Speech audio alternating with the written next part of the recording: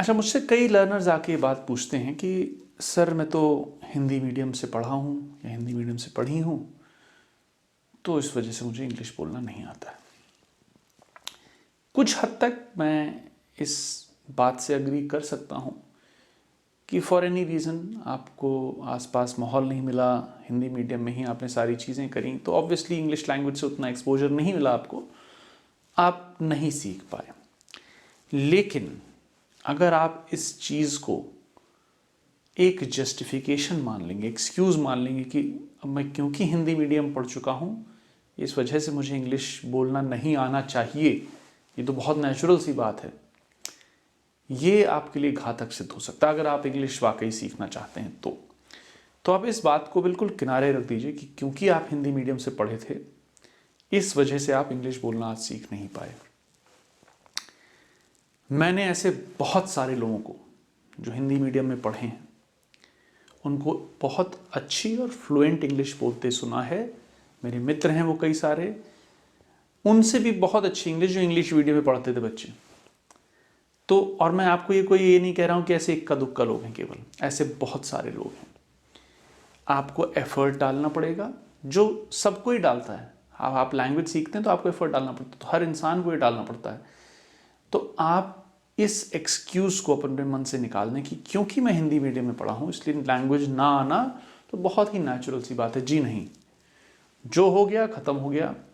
ये सोचिए कि भले ही मैं इंग्लिश मीडियम से पढ़ा हूँ, मुझे कोई फ़र्क नहीं, भले ही मैं हिंदी मीडियम से पढ़ा हूँ, मुझे कोई फ़र्क नहीं पड़ता, मैं इंग्लिश बोलना सीख के रहूँगा या रहूँगी।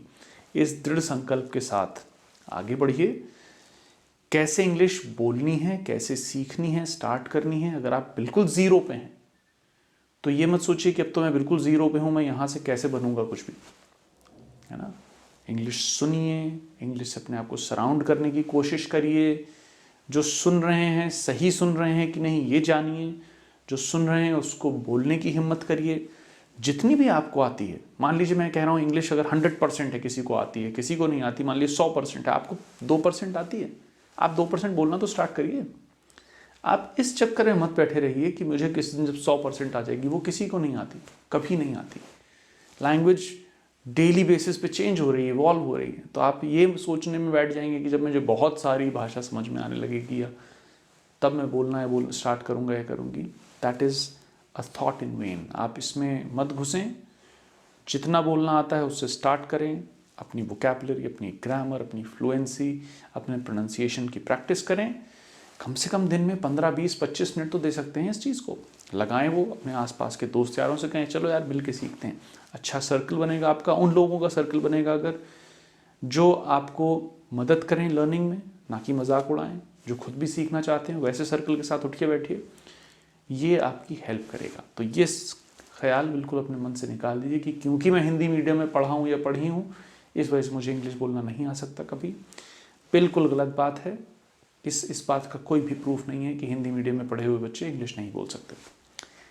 तो I hope this helps you and I hope that you will continue on your path of speaking in English. Learning बहुत बड़ी लंबी पाथ है, इस पे बने रहिए। Take care.